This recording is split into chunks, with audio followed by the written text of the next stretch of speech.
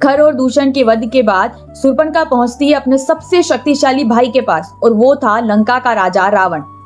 जय श्री राम। हम समझ रहे हैं रामायण को आसान भाषा में और शूर्पणखा अब पहुंच चुकी थी अपने भाई रावण के पास और उसे जाकर समझाती है कि मेरा अपमान हुआ है और तुम्हें इस अपमान का बदला लेना ही होगा।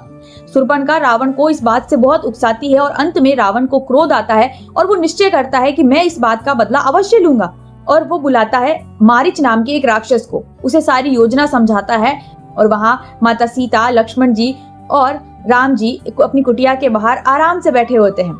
तभी सीता माता की दृष्टि पड़ती है एक मृग की ओर, अर्थात एक हिरण की ओर, जो कि बहुत ही सुंदर होता है और वो हिरण और कोई नहीं, वो मारीच नाम का राक्षस ही होता है जिसे रूप बदलना आता था। माता सीता उस सुंदर से हिरण को देखकर उस पर मोहित हो जाती है और राम जी से कहती है कि अरे देखिए ये कितना सुंदर हिरण है, आप इसे मेरे पास ले आइए और जैसे ही वनवास खत्म हो जाएगा हम इसे अयोध्या ले जाएंगे और अपनी सारी माताओं को दिखाएंगे कि कितना सुंदर हिरण है। राम जी कहते हैं कि इतने घने वन में इतना सुंदर हिरण नहीं हो सकता, जरूर ये राक्षसों का माया जाल होगा। किंतु माता सीता कुछ नहीं मानती है।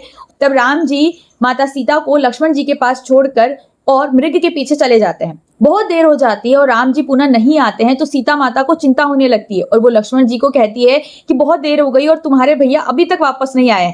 तभी दूर से राम जी की आवाज आती है कि हे लक्ष्मण, हे सीते, और ये आवाज वो मारीच नाम का राक्षस निकालता है छल करने के लिए। और ये आवाज सुनकर माता सीता बहुत घबरा जाती है और वो लक्ष्मण जी को आदेश देती है कि तुम इसी क्षण अपने भाई के पास जाओ और उनकी सहायता करो। लक्ष्मण जी बहुत आग्रह करते हैं कि माता ये छल है और मैं आपको इस प्रकार इस वन में अकेला छोड़ के नहीं जा सकता।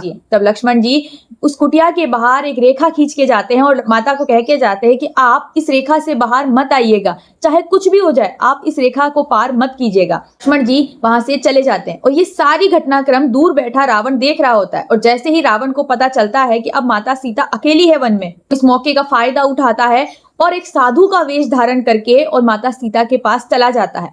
इस पर तुलसीदास जी कहते हैं कि मुनि वेश धरी रावण जब ही भिक्षा मांगने लाग ही तभी, अर्थात मुनि का वेश अर्थात साधु का वेश धारण करके रावण माता सीता के पास भिक्षा मांगने गया और जैसे ही माता सीता भिक्षा के लिए उस रेखा को क्रॉस करके और बाहर आती है, रावण उनका हरण कर लेता है, उनको उठाकर और लंका की ओर ले जाता है। तो ये प्रसंग था कि कैसे माता सीता एक हिरण पर मोहित हो गई और कैसे रावण ने माता सीता का हरण किया।